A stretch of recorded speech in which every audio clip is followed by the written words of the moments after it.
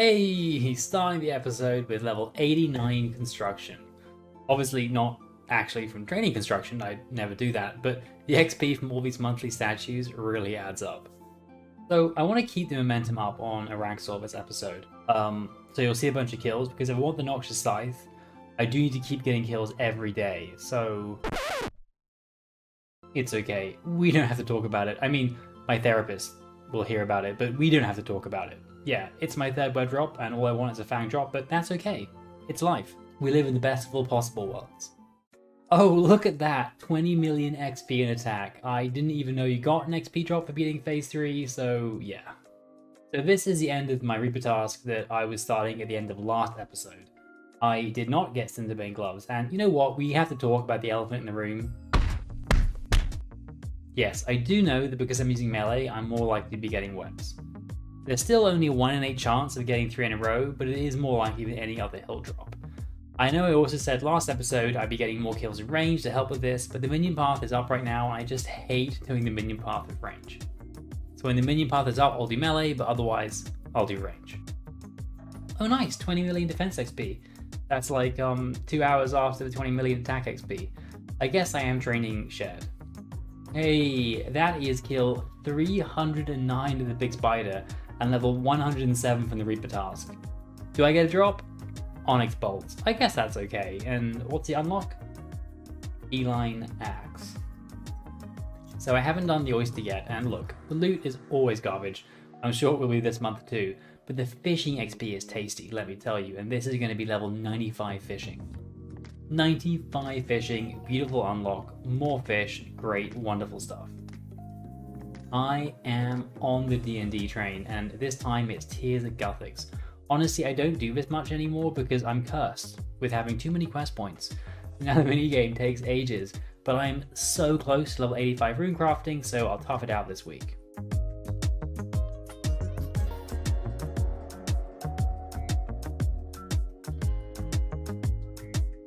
Hey, it's coming, the dopamine, level 85 runecrafting, flesh platforms. What the fuck are flesh platforms? So I feel like it was months ago that I made a bunch of mechanical chinchompas for ED2, but I never used them, so let's give it a go. Walk forward.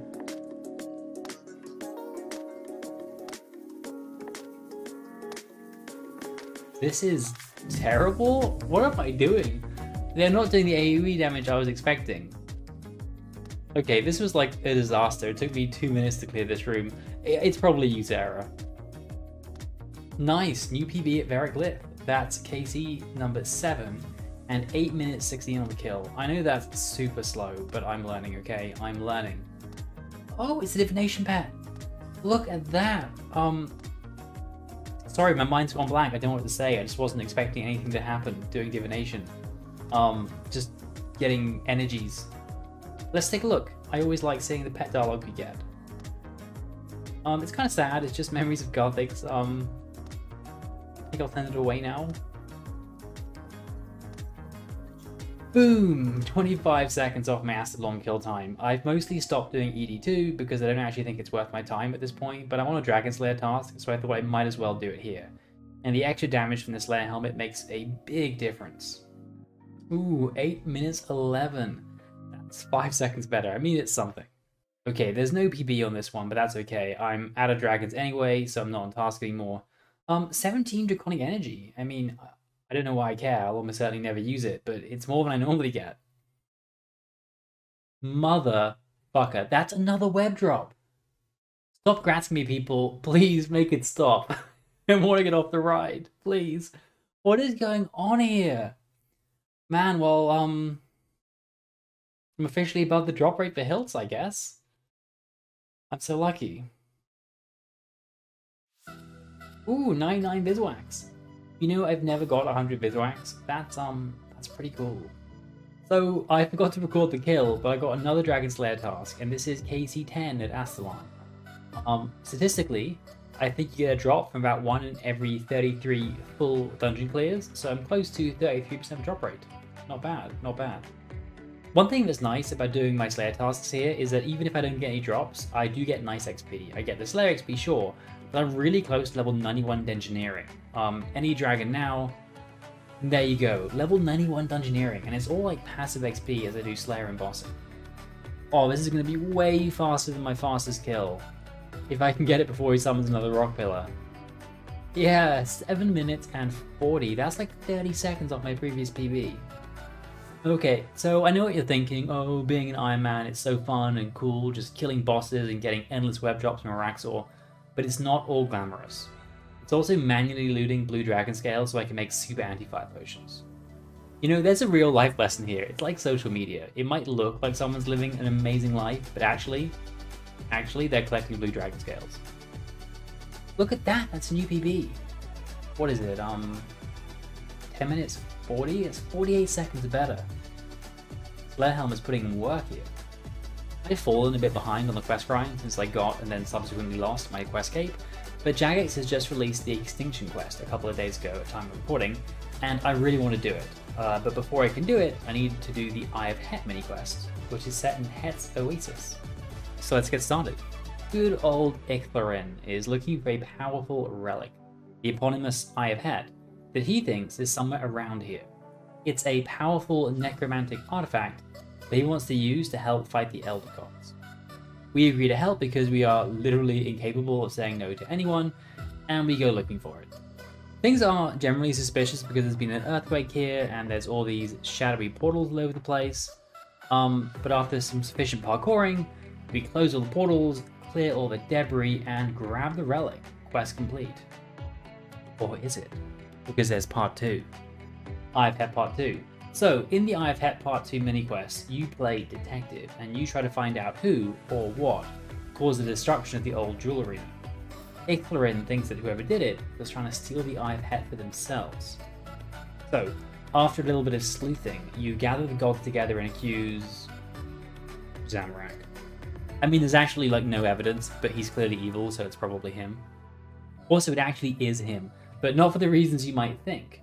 The Eye of Het has the power to return dead spirits back to their bodies to fight again, and Seren wants to use this to perpetually freeze the conflict here in Centiston.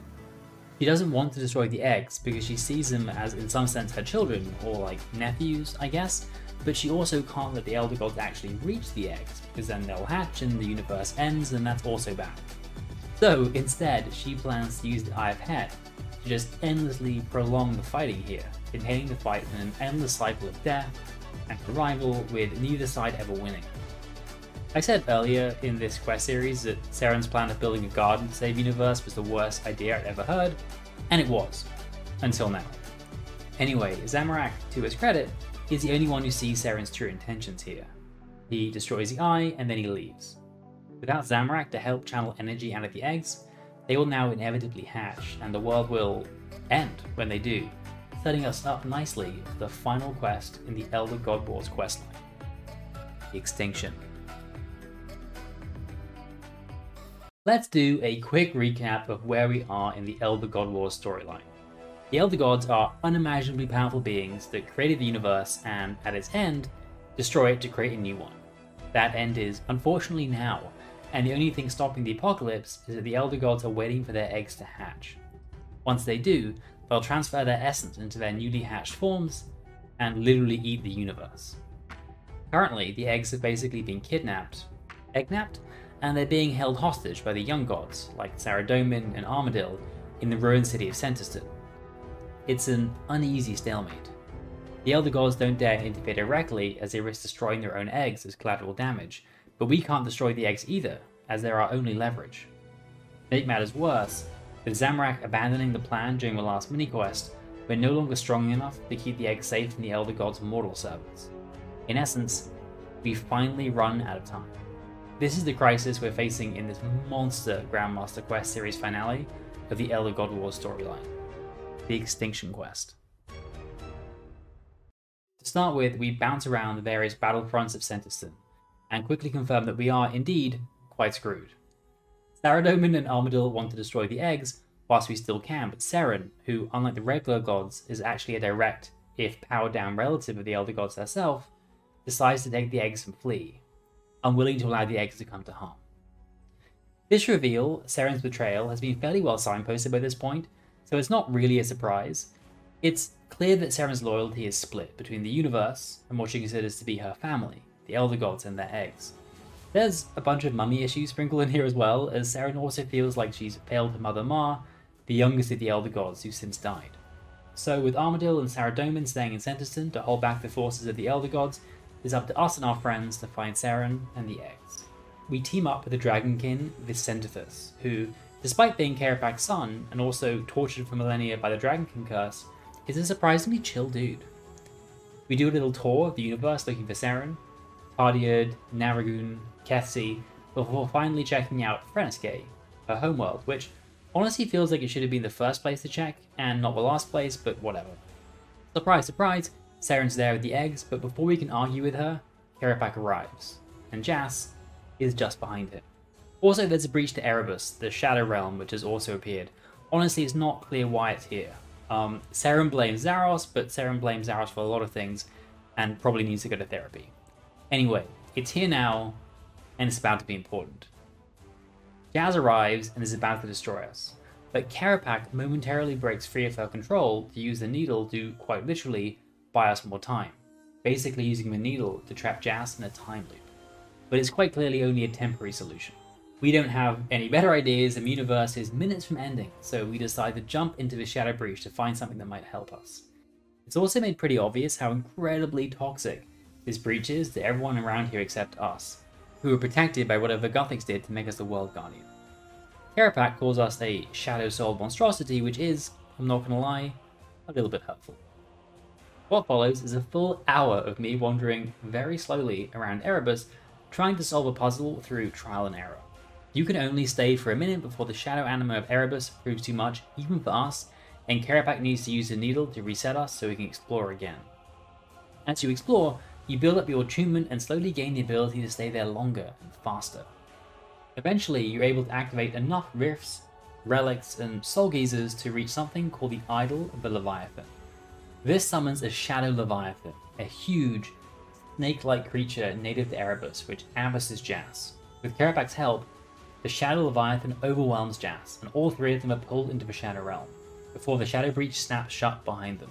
This is what could be described as big news, because Jas is the most powerful being in the universe, and she's basically just died off camera. I mean, it's heavily implied she's dead, but I guess we don't know for sure.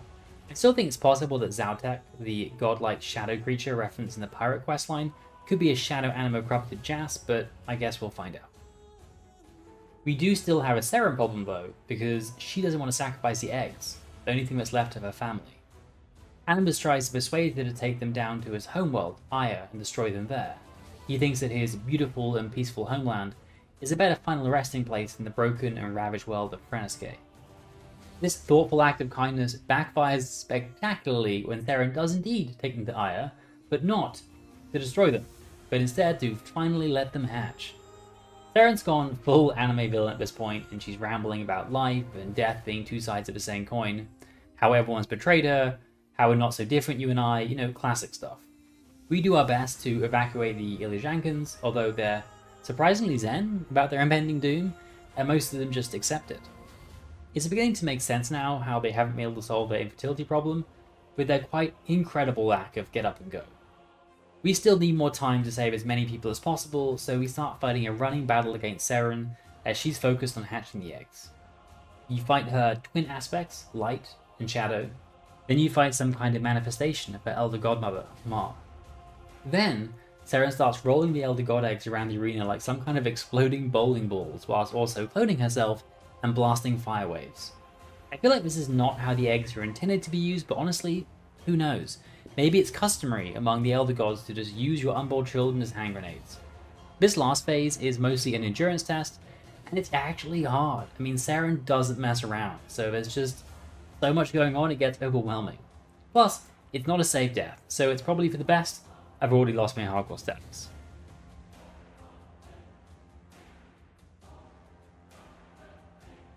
Anyway, with a little bit of luck and a lot of bladed dives, you can finally make it through the boss fight, and the Elder Gods arrive. And hatch. I mean, finally hatch. Oh my god, they've been almost hatching for like 3 years at this point, I swear. Don't get me wrong, I've loved the Elder God Wars questline, but there's only so long where you can be on the precipice of disaster, right? Anyway, with the world ending, we try to flee, but it's too late. Moya, in classic Zamorakian fashion, backstabs us, and closes the world gate before we can get to it, leaving us to die as the newly reborn Elder Gods devour the world. Except, we don't die. Our Shadow Anima essence protects us. Seren's surprised. She obviously hasn't worked out that we're the main characters yet. We do get something of a resolution though. The Elder Gods are hatched, but on the wrong world, leaving them weak, and they are unable to leave without help. Meanwhile, Seren is happy to keep them here, finally getting to live out her maternal dream taking care of her eternal Elder God children. Forever. I guess it's a happy ending. The universe is mostly saved, Seren gets a family, we're not dead. It all kind of works out. The rest of the quest is mostly housekeeping. We return to Centiston to tell the Elder Gods what's happened. Without the distraction of the Elder Gods, or their eggs, they've easily defeated the remaining attackers. Obviously there's a reward too. You get 700k XP in lamps, so that's level 87 Hunter, and level 88 Hunter. And there's a little postscript too.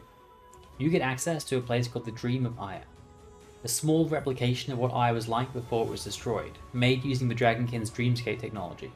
I'll talk more about how this is good later, but for now, I'll just mention that it's a nice source of a bunch of Anachronia drops that are otherwise hard to get, like dinosaur eggs and blowpipe parts. Plus, from a lore point of view, it is nice to see that Hannibus has some small remnant of his home to look after. Lastly, this didn't happen until later, but Jagex also added a final quest reward, which was to make the Ring of Vigor effect passive, if you've unlocked it and completed Extension, which is massive. The Ring of Vigor gives a passive effect when unlocked. Firstly, after an ultimate ability is used, 10% of the adrenaline is retained. You still need the appropriate level of adrenaline to actually cast the ability though. Also, when using a weapon special attack, there is a 10% discount to the adrenaline cost of that ability. Combined, these are actually pretty significant PVM drops, and it's a big upgrade. So this is it. This really is the end of the quest and the quest line. I loved Extinction. I thought it was great. I loved the puzzles. I loved the lore. I thought it was a fantastic culmination of so many different threads and character arcs. I love that Kerapak finally gets some sense of vengeance. I love that in the final few seconds he had before being sucked into the Shadow Realm, he had a chance to reconcile with his son, Vicenthius, and instead just told him he was a disappointment. Like, it's a dick move, yes, but very on brand for Kerapak. I know that the quest wasn't universally loved at release. I think that some people were disappointed that the fight with Jazz was done as a cutscene and you didn't fight her personally, but I think that makes sense. It's always been clear that even Seren and Zaros were effectively unbeatable with any power in RuneScape, except the Elder Gods themselves, so having to fight Jazz, like an order of magnitude stronger again, it just wouldn't have worked. I have other thoughts on this quest and the direction of future lore, but this video is already pretty long, so I won't mention that now. I did want to say that this is the first video I've released since hitting 500 subscribers. I know that's not a lot by YouTube standards, but it's a lot by my standards. So thank you to everyone who subscribed, as well as anyone who watches and enjoys my videos. It's great to think that people enjoy this content, and I hope you have a great time in RuneScape and real life as well. So peace out, and see you next time.